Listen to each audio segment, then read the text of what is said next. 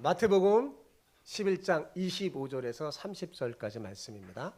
마태복음 11장 25절에서 30절.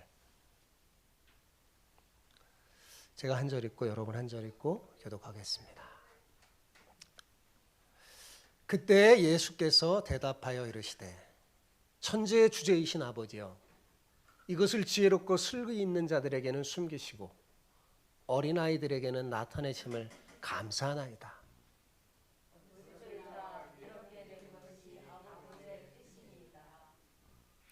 내 아버지께서 모든 것을 내게 주셨으니 아버지 외에는 아들을 아는 자가 없고 아들과 또 아들의 소원대로 계시를 받은 자 외에는 아버지를 아는 자가 없느니라.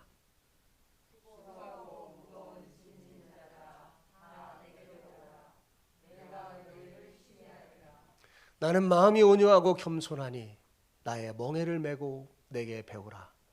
그리하면 너희 마음이 쉼을 얻으리니 이는 내 멍에는 쉽고 내 짐은 가벼움이라 하시니라. 아멘. 아멘.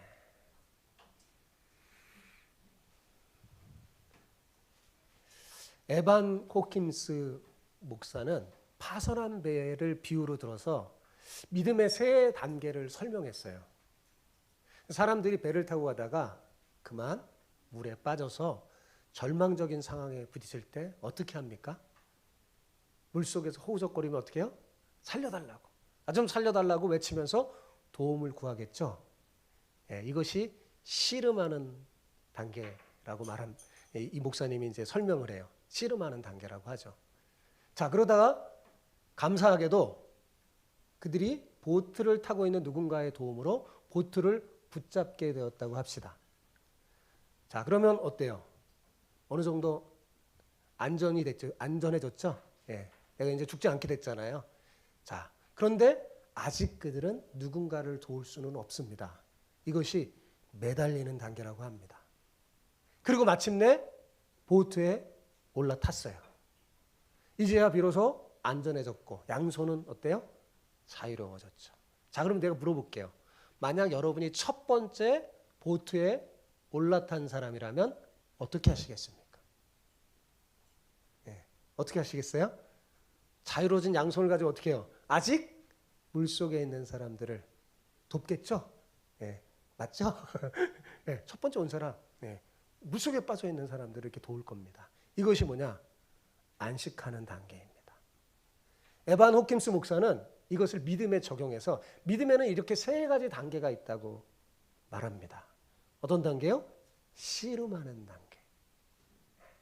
살려달라고 외치면서 씨름하듯이 찾는, 주님 하나님을 찾는 그런 씨름하는 단계. 두 번째는 뭐예요? 매달리는 단계. 그리고 세 번째는 안식하는 믿음이라고 말해주고 있습니다. 그러면서 그는 이렇게 말했어요. 안식하는 믿음을 가지고 있는 자만이 다른 사람을 도와 구원의 길로 인도할 수 있다. 참 멋진 말 아니에요?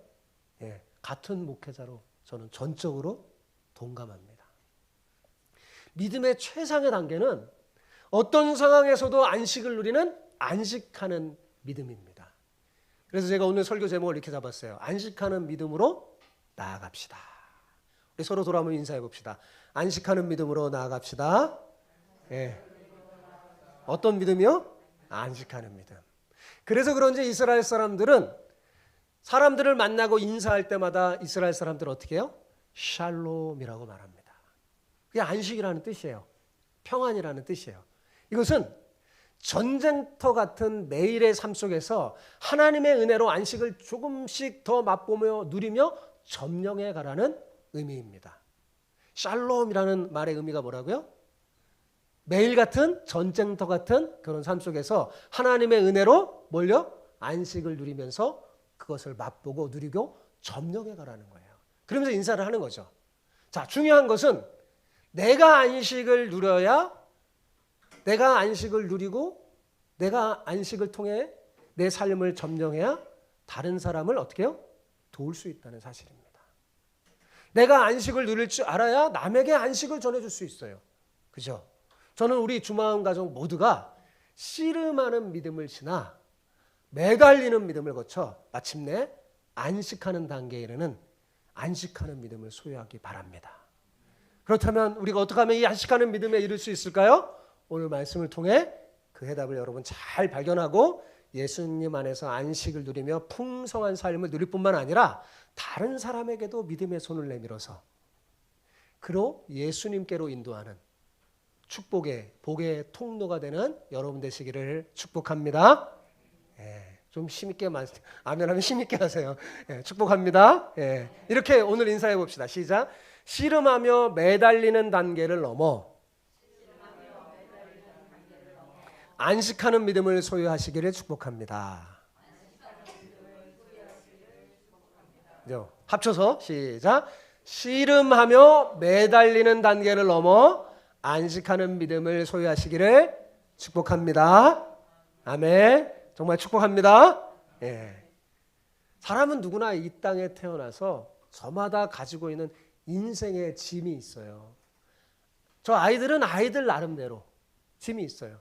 어른은 어른대로 저마다 지고 있는 짐이 있습니다. 아이들은 무슨 짐이 하나도 없을 거다 이렇게 생각하지 마세요. 그들도 나름대로 상당한 인생의 짐이 있습니다. 어떤 사람은 외적으로 보이는 짐을 지고 있고 어떤 사람은 마음속의 짐을 지고 있죠. 외적인 짐은 눈에 보이잖아요. 그죠? 근데 마음속에 있는 내적인 짐은 어때요? 눈에 보이지 않죠. 그래서 내적인 짐을 살아가고 있는 사람이 더 힘든지 모릅니다. 어떤 분은 가족이 짐이에요. 자식이 짐이고 부모가 짐이며 어떤 사람은 빛이 짐입니다. 어떤 사람은 연약한 자신의 몸이 짐이죠.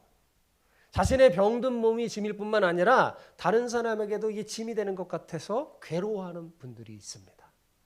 인생 자체가 짐이죠. 여러분, 이처럼 이 세상을 사는 모든 사람들 모두가 다 사실은 다 어때요? 수고하고 무거운 짐진 자들이죠.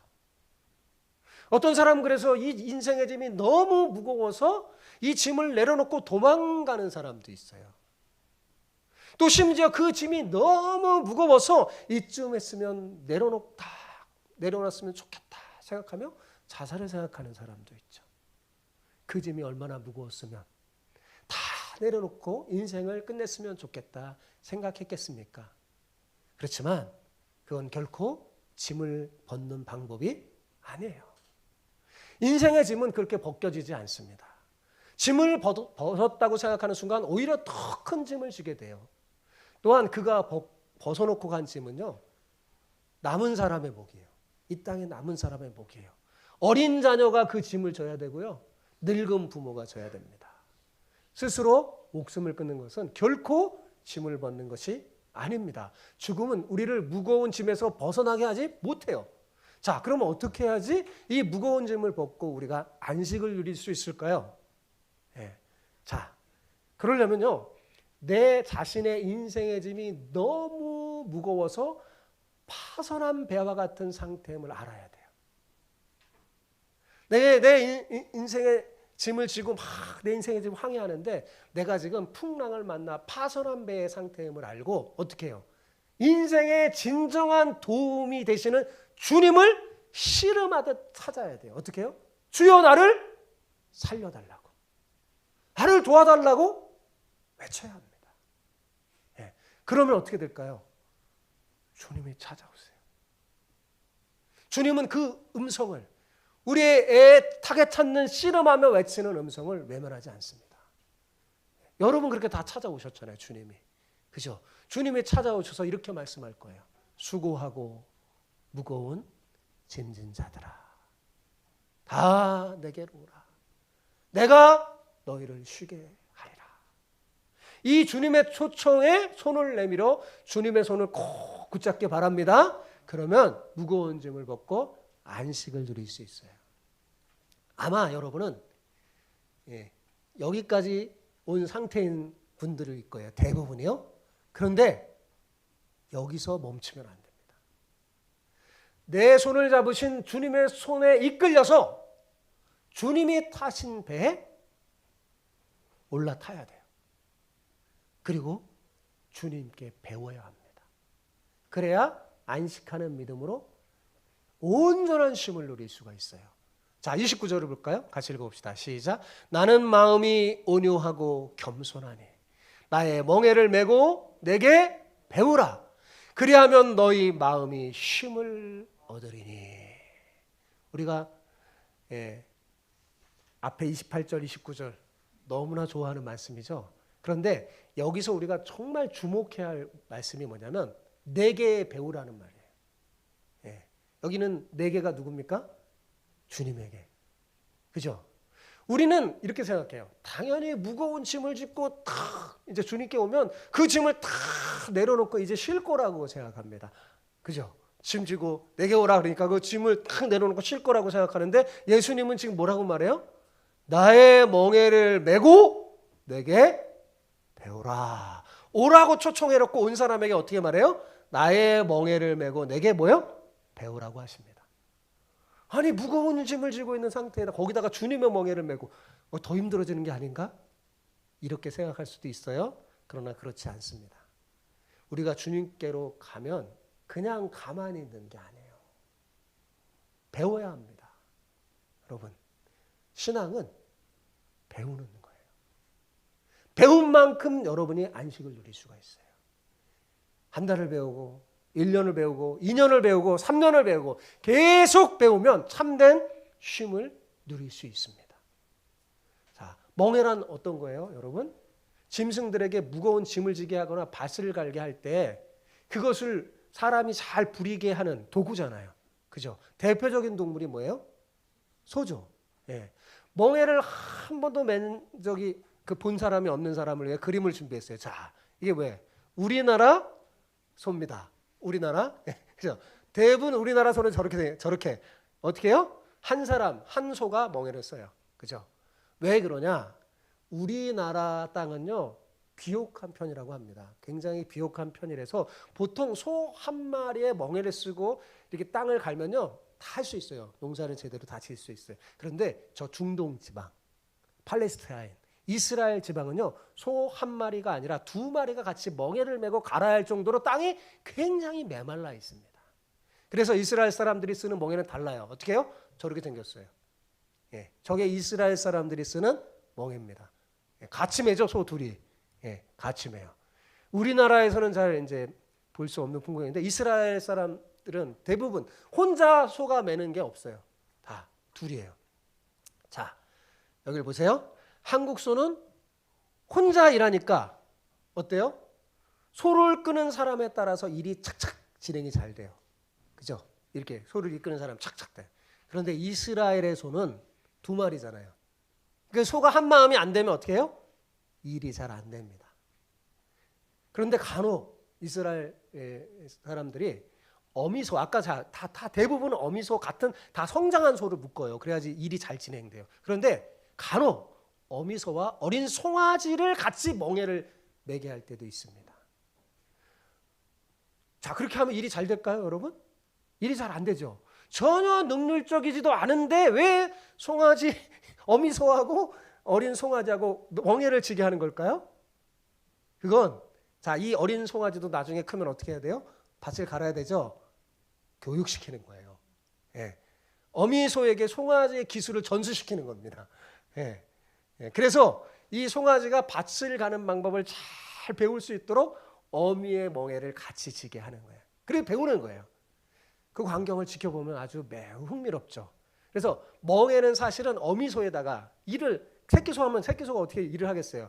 어미소에다가만 다 지고 어린 소에게는 멍에를 맬 때는 어떻게 하냐면 그냥 살짝 갖다 대기만 해요. 살짝 갖다 댑니다. 목에만 살짝 거치는 거예요. 그러니까 실제 일은 어떤 소가 하는 거예요? 어미소가 하는 거죠. 어미소가. 그러니까 그때는 어미소가 힘들어요. 그죠? 힘들어요. 어린 송아지는 어떻게 하면 돼요? 따라가기만 하면 됩니다. 이런 이스라엘의 이런 그런 풍습을 가지고 예수님 비유로 말씀한 거예요. 나의 멍에를 메고 내게 배우라 하신 말씀이에요. 그러니까 더 이렇게 귀에 와닿죠. 그런 거예요. 자, 그러니까 우리가 이제 주님께 가면 뭐 어떻게 돼요? 주님의 멍에를 메는 거예요. 예수님의 멍에를 맨다는 것은 뭐냐? 예수님과 파트너가 된다는 거죠. 예수님과 짝이 된다는 말이에요. 그죠? 멍에 한쪽은 누가 지고 있는 거예요? 예수님이 지고 계시는 거예요. 마치 예수님은 어미소 역할을 하는 거죠. 나머지 한쪽은 뭐예요? 우리가 지고 있는 겁니다. 우리는 어린 송아지와 같아요. 자, 지금까지는 어때요? 혼자 씨름하며 무거운 짐을 지고 살던 우리가 주님과 이제는 함께 짐을 지며 인생을 살게 된 거예요. 그게 예수님 믿는 거예요. 그런데 우리 주님은 어때요? 힘이 셉니다. 전능하신 하나님이시잖아요. 그죠? 우리는 그저 주님의 멍에를 메고 어린 송아지처럼 어떻게 돼요? 따라가기만 하면 돼요. 따라. 예. 힘은 누가 쓰죠? 그분이 쓰는 거예요. 주님이 씁니다. 여전히 우리가 수고하고 무거운 짐을 지고 살아요. 예수님 믿어도, 주님께 가도. 그렇지만 그 이후서부터는 내 삶이 괴롭거나 무겁지가 않아요. 내 인생의 짐이 무겁지 않습니다. 가벼워졌어요. 즐거워졌어요. 왜요? 주님이 함께 져주시니까요. 그래서 주님이 30절에 이렇게 말했어요. 내 멍에는 쉽고 내 짐은 어때요? 가벼움이라 라고 말씀하는 거예요. 왜요? 주님이 져주시니까 그러는 거예요. 함께. 자, 그렇다면 여러분, 이 주님의 멍에를 메고 같이 메는 거예요. 주님이 가만히 있는 게 아니에요. 같이 메는 거예요. 자, 그럼 우리는 구체적으로 무엇을 배워야 할까요? 자, 주님의 멍에는 구체적으로 주님의 마음이라고 할 수 있는데 바로 온유와 겸손의 마음입니다. 그래서 주님은 이렇게 말했어요. 나는 마음이 어떻게 해요? 온유하고 겸손하니 나의 멍에를 메고 내게 배우라. 그랬어요. 자, 여러분, 우리는 보통 우리가 한 어떤 일의 결과가 좋으면 어때죠? 금방 교만해집니다. 굉장히 잘난 것 같아서 막 자랑하고 싶어서 어깨에 힘이 팍팍 들어가요. 예. 근데 결과가 좋지 않으면 어때요? 쉽게 또 낙심하죠. 예. 왜 그럴까요? 그것은요, 죄로 타락해진 마음을 가지고 수고하고 무거운 짐을 홀로 지고 자기 멋대로 살기 때문입니다. 그래서 결과가 좋을 때는 막 교만해지고 안 좋을 때는 아주 낙심이 되는 거예요. 우리는 자기 생각대로 일이 진행되지 않을 때 어때요? 내 생각대로 일이 안 진행돼요. 그럼 막 속에서 화가 납니다. 화가 나서 원망과 불평을 하게 되죠. 특히 아주 열심히 일했는데 막 최선을 다해서 일했는데 결과대로 뜻이 풀리지 않을 때 어떻습니까? 더 그렇잖아요. 그때는 더 실망이 큽니다. 왜냐하면 우리는요, 근본적으로 이기적이기 때문에 그렇습니다. 그래서 쉽게 교만해지거나 어떻게 해요? 낙심하게 되는 거예요. 주님의 온유한 마음과 겸손을 배우지 않으면요, 우리는 이것을 쉽게 극복할 수가 없어요. 자, 여러분, 예수님이 누구십니까?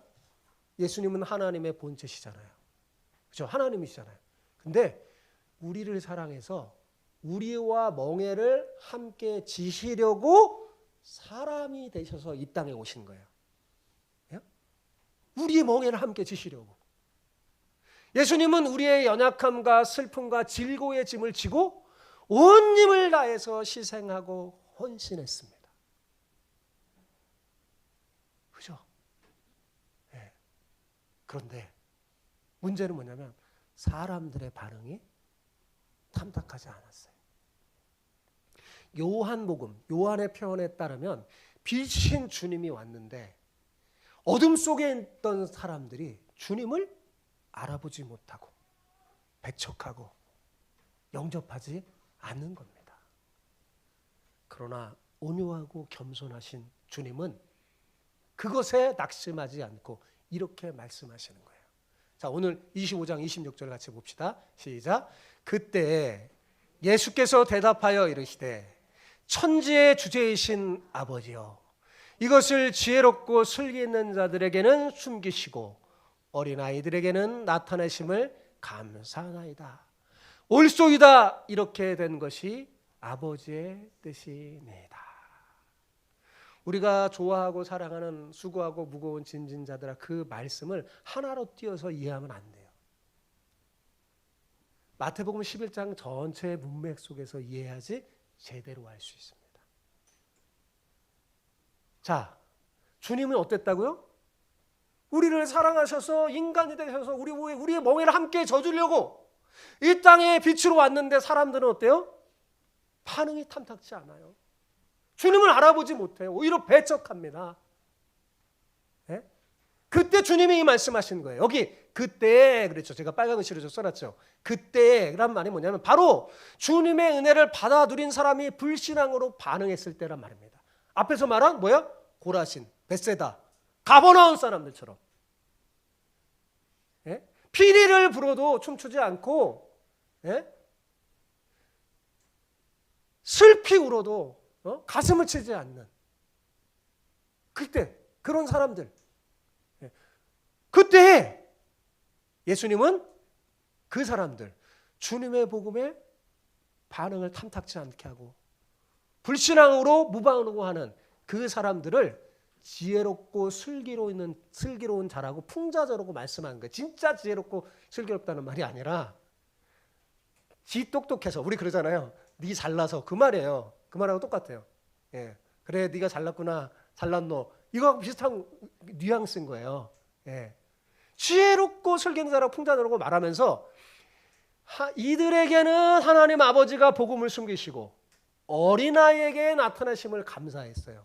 자, 여기서 어린아이들도 역시 비유적인 말이에요. 진짜 어린아이를 말하는 게 아니라 뭐예요?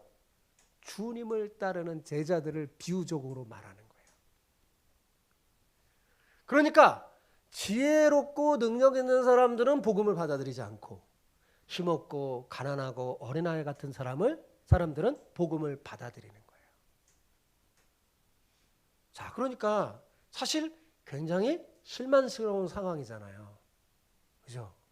그럼에도 불구하고 예수님은 이를 기꺼이 받아들이시면서 이렇게 말해요. 옳소이다. 이렇게 된 것이 아버지의 뜻입니다. 라고 인정하십니다. 여러분 현실을 놓고 보면 주님의 사역에 대한 11장에 나오는 반응은요 다 부정적이에요. 믿음의 반응이 아닙니다. 병자를 고쳐주어도 기적을 행해도 복음을 받아들이지 않는 거예요.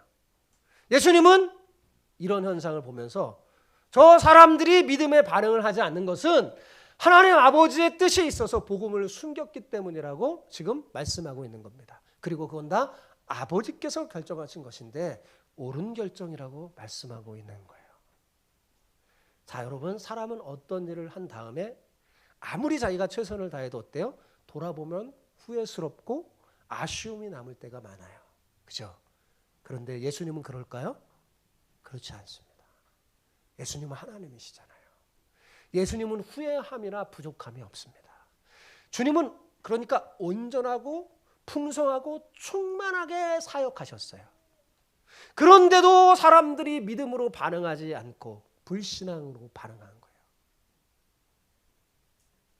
예수님이 사역했는데 말하자면 예수님이 목회하고 교회를 세웠는데 사람들이 몰려오지 않는 거예요. 열매가 그렇게 없는 거예요. 주님이 설교하시고 주님이 말씀하셨는데도 말입니다. 그럼에도 불구하고 주님은 불평하거나 원망하지 않으시고 모든 일이 하나님의 뜻대로 된 것임을 옳게 여기며 오히려 어떻게 했어요? 감사했어요. 풍성한 결과가 나타났건 빈약한 결과가 나타났건 상관없이 모든 것이 다 하나님의 뜻에 있고 하나님이 정하신 것임을 받아들인 겁니다. 여러분 우리가 이 세상을 살아갈 때 정말 내가 온 힘을 다했고 정말 최선을 다해 충성했는데도 불구하고 결과가 별로 좋지 않을 때가 있어요. 정말 그 결과를 내가 받아들이지 못하는 그런 것들이 내게 나타날 수 있습니다. 그때 여러분 우리는 주님을 생각해야 돼요. 주님에게 배워야 돼요. 그죠? 주님이 어떻게 하셨는지 생각하시고 어떻게 해야 돼요? 그분을 따라가면 돼요. 가장 탁월한 사역자이신 예수님께서 온 힘을 다해 사역했습니다. 그런데 그 결과 열매가 보잘것없었어요. 그때 주님은 어떤 태도를 보이셨어요? 예? 그 모든 것을 어떻게 해요? 하나님의 뜻으로 받아들이며 옳다 인정하시면서 하나님께 어떻게 해요? 감사했어요. 그러니까 우리도 어떻게 해야 돼요? 마땅히 주님을 따라 그렇게 해야 합니다. 자, 27절을 같이 읽어볼까요? 시작. 내 아버지께서 모든 것을 내게 주셨으니 아버지 외에는 아들을 아는 자가 없고 아들과 또 아들의 소원대로 계시를 받은 자 외에는 아버지를 아는 자가 없느니라. 자, 주님이 지금 뭐라고 했어요? 하나님께서 모든 것을 자신에게 주셨다고 했죠? 그죠? 자, 그리고 아주 중요한 내용이 나옵니다. 하나님 아버지만 아들이신 예수님에 대해 알고 계시고 예수님의 소원대로 계시를 받은 자 외에는 아버지를 아는 자가 없다고 말씀합니다. 즉 무슨 말이냐? 하나님을 아는 길은 딱 한 가지 길밖에 없다는 거예요. 다른 길이 없다는 거예요. 어떤 길이에요? 예수님을 통해서만 알 수 있고 아버지께 나아갈 수 있다는 말이죠. 즉 예수님 외에는 하나님 아버지께로 나아가서 구원을 받을 길이 없다는 말입니다. 자, 그런데 여러분 느닷없이 왜 예수님이 이 말씀을 갑자기 딱 한 걸까요? 그것은요, 자기 자신을 향하여 다짐하는 말이에요. 자, 27절을 다시 한번 보세요. 자, 여러분 모든 것을 누구만 갖고 있어요? 예수님만 갖고 계시죠? 그죠? 근데 만약 모든 걸 예수님이 갖고 있는데 예수님께서 말씀하지 않으시면, 만약에 예수님께서 실망하시고 자기가 열심히 한 사역에 대해 결과에 대해 실망하시고 예수님이 이제 못하겠다 하고 말씀하지 않으면 그 누구도 어떻게 해요?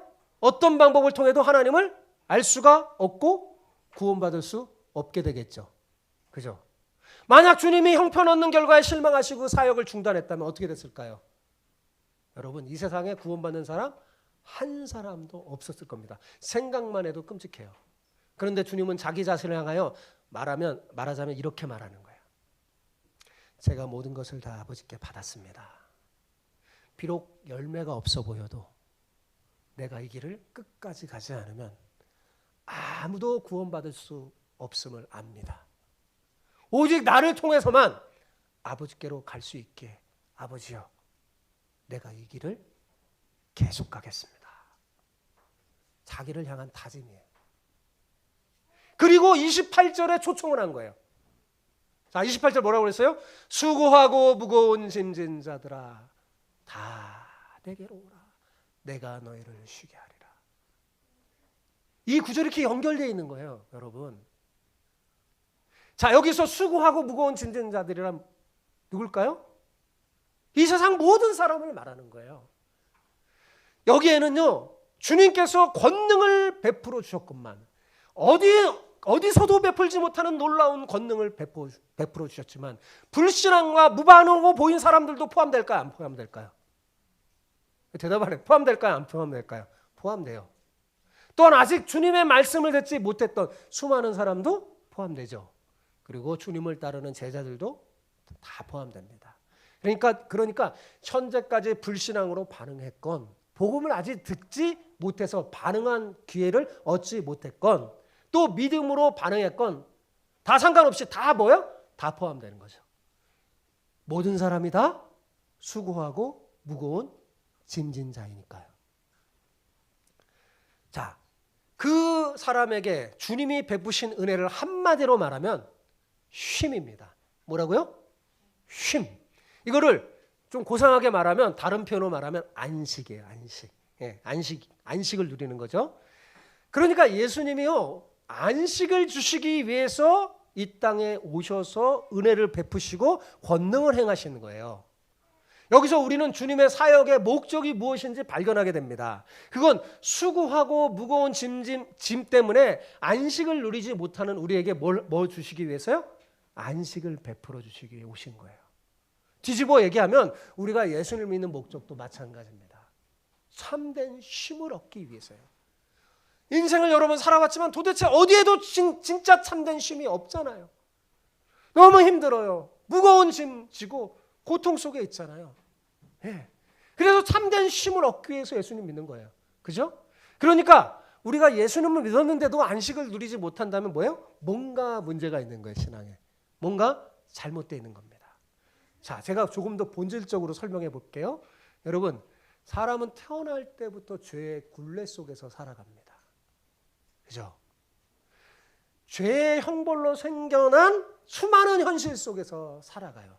그래서 우리는 땀 흘려 노동해야만 살 수 있고 깨어진 관계 속에서 살아갑니다.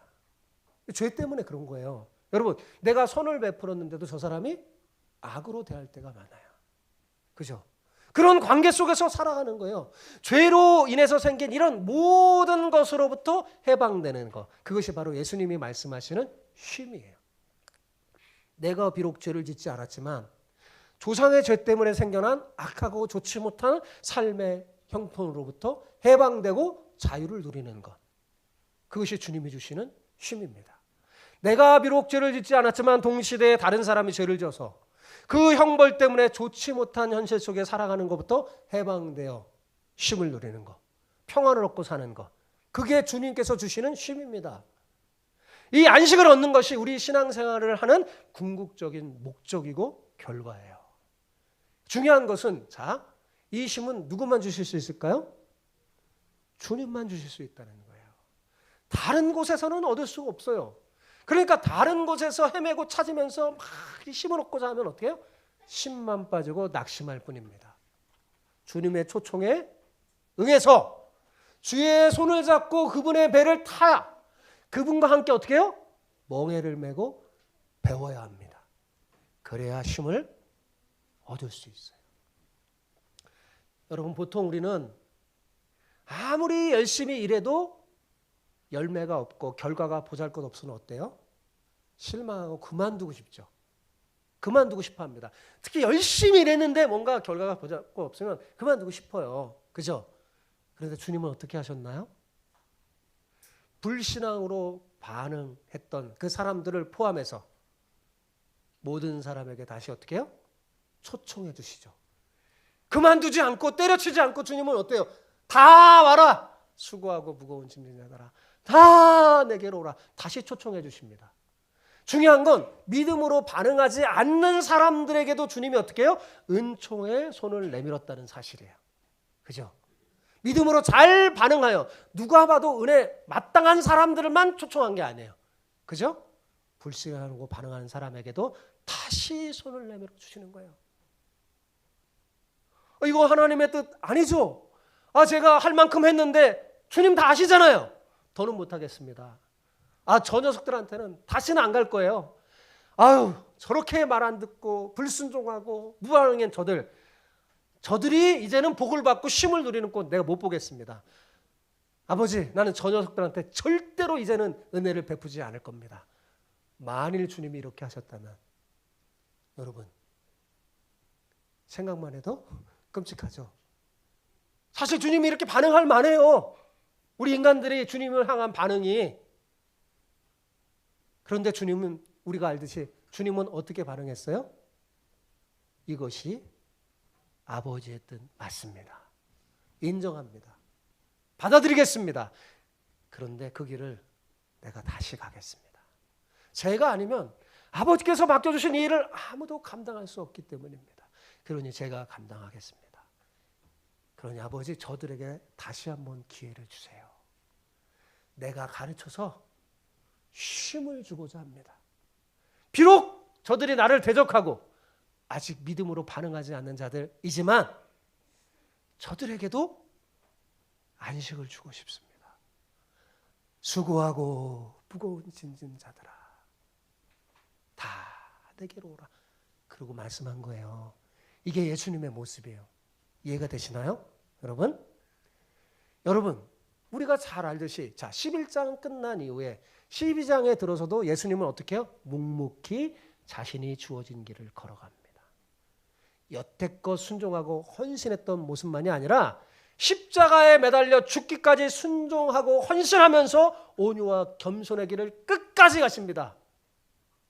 비록 눈앞에 아무 열매가 보이지 않는데도 말입니다.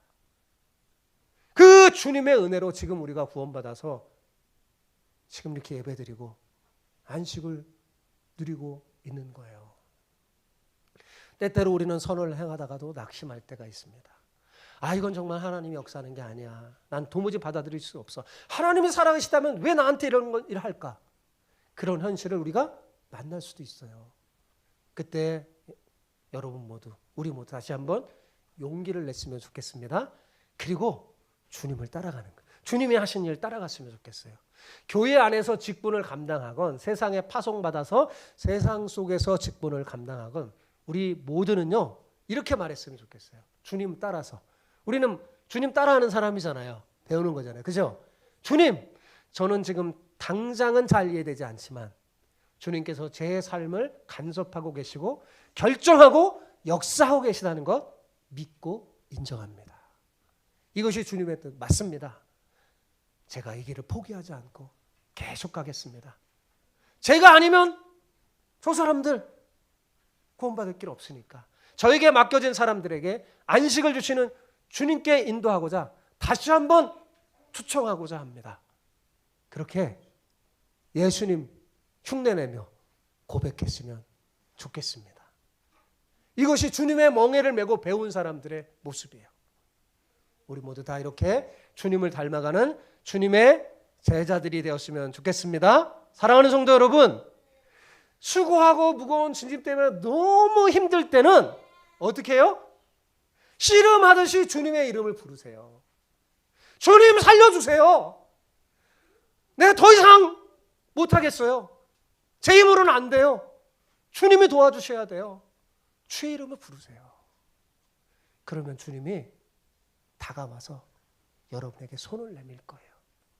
그때 주님의 손을 꼭 붙잡고 놓지 마세요. 네, 놓지 마세요. 붙잡고. 네, 그러면 어느 순간 주님의 배에 올라타 있을 거예요. 주님이 이끄실 거니까요.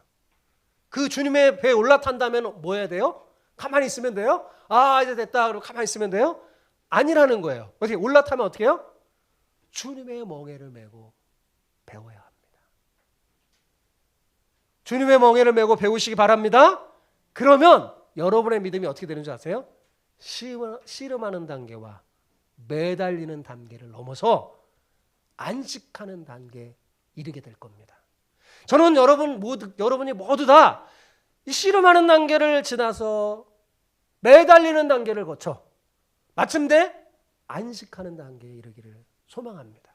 우리 교회 성도들은 거기까지 이뤘으면 좋겠어요. 그래서 여러분의 영혼의 손이 양손이 자유로워서 주님의 참된 안식을 여러분 자신이 누릴 뿐만 아니라 다른 사람에게도 어떻게 해요? 손을 내밀어 돕는 그런 아름다운 성도, 멋진 교회가 됐으면 좋겠습니다. 우리 주마함교회는 마지막 때 구원의 방주예요. 이런 놀라운 복이 여러분 모두에게 흘러 넘치기를 축복합니다. 아멘.